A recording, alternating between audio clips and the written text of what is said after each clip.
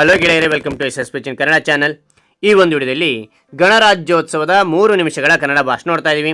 ಈ ಒಂದು ಭಾಷಣ ತಗೊಂಡು ಇಷ್ಟ ಆಯ್ತಾ? ಇಷ್ಟವಾದ ಒಂದು ಲೈಕ್ ನೀಡಿ. ಒಂದು ಲೈಕ್ ಅನೇಕ ವಿಡಿಯೋ ತಲುಪುವ ತುಂಬ ಸಿಗುತ್ತೆ. ಇನ್ನೊಬ್ರು ಶೇರ್ ಮಾಡಿ, ಇನ್ನೊಬ್ರು ಚಾನಲ್ ಸಾಧ್ಯ ಇಂಥ ಅನೇಕ ವಿಡಿಯೋಗಳಿಗೆ ಚಾನಲ್ ಸಬ್ಸ್ಕ್ರೈಬ್ ಆಗಿ ಅಂತ ಹೇಳ್ತಾ, ಹಾಗಾದ್ರೆ ಈ ಒಂದು ಭಾಷಣ ನೋಡ್ತಾ ಹೋಗೋಣ ಬನ್ನಿ.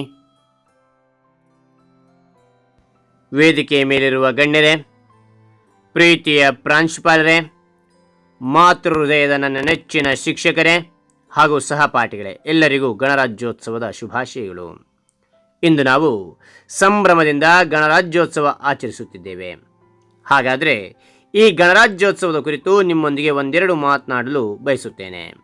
ಪ್ರಥಮವಾಗಿ ಮಾತನಾಡಲು ಈ ಅವಕಾಶ ನೀಡಿದ್ದಕ್ಕೆ ಎಲ್ಲರಿಗೂ ಧನ್ಯವಾದ ಅರ್ಪಿಸುತ್ತೇನೆ. ಸ್ನೇಹಿತರೆ, 1947 ಆಗಸ್ಟ್ 15ರಂದು ಭಾರತಕ್ಕೆ ಸ್ವಾತಂತ್ರ್ಯ ಸಿಕ್ಕಿತು. ಅನಂತರ 1950 ಜನವರಿ 26ರಂದು ಭಾರತ ಸಂವಿಧಾನವನ್ನು ಜಾರಿಗೆ ತರಲಾಯಿತು.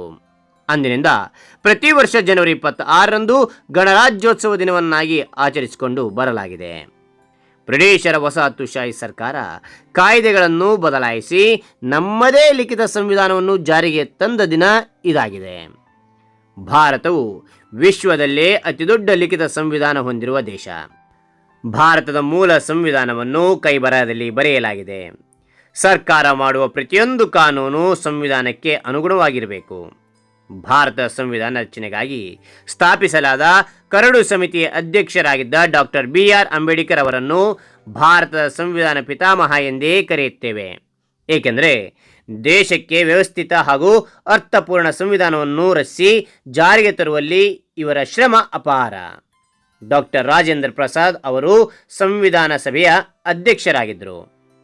ಈ ವರ್ಷ ಎಂದರೆ ಜನವರಿ 26, 2024 ಗಣರಾಜ್ಯೋತ್ಸವದ ಘೋಷವಾಕ್ಯ ಭಾರತ ಪ್ರಜಾಪ್ರಭುತ್ವದ ತಾಯಿ ಮತ್ತು ವಿಕಸಿತ್ ಭಾರತ ಎಂಬುದಾಗಿದೆ.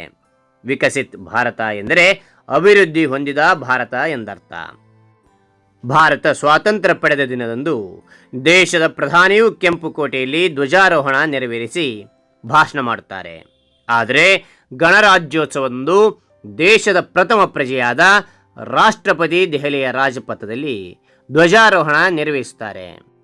ಈ ದಿನ ಅಲ್ಲಿ ಭಾರತೀಯ ಸೇನೆಯ ಶಕ್ತಿ ಪ್ರದರ್ಶನ, ಸಶಸ್ತ್ರ ಪಡೆಗಳ ಹಾಗೂ NCC, NSS ಪಥಸಂಚಲನ, ವಿವಿಧ ರಾಜ್ಯಗಳಿಗೆ ಸಂಬಂಧಿಸಿದ ಸ್ತಬ್ಧ ಚಿತ್ರ ಪ್ರದರ್ಶನ, ಸಾಂಸ್ಕೃತಿಕ ಕಾರ್ಯಕ್ರಮಗಳು ಸೇರಿದಂತೆ ಇತರ ಕಾರ್ಯಕ್ರಮಗಳು ಇರುತ್ತದೆ. ಭಾರತ ಪ್ರತಿ ವರ್ಷ ಗಣರಾಜ್ಯೋತ್ಸವ ಸಂಭ್ರಮಾಚರಣೆಗೆ ವಿಶೇಷ ಅತಿಥಿಯನ್ನು ಆಹ್ವಾನಿಸುತ್ತದೆ. ಈ ವರ್ಷ ಇದರಲ್ಲಿ ಪಾಲ್ಗೊಳ್ಳಲು ಫ್ರಾನ್ಸ್ ದೇಶದ ಅಧ್ಯಕ್ಷ ಎಮ್ಯಾನ್ಯುಯಲ್ ಮ್ಯಾಕ್ರಾನ್ ಅವರನ್ನು ಆಹ್ವಾನಿಸಲಾಗಿದೆ. ಇಷ್ಟು ಹೇಳುತ್ತಾ ನನ್ನ ಈ ಪುಟ್ಟ ಭಾಷಣ ಮುಗಿಸುತ್ತೇನೆ. ಜೈ ಹಿಂದ್, ಜೈ ಭಾರತ್.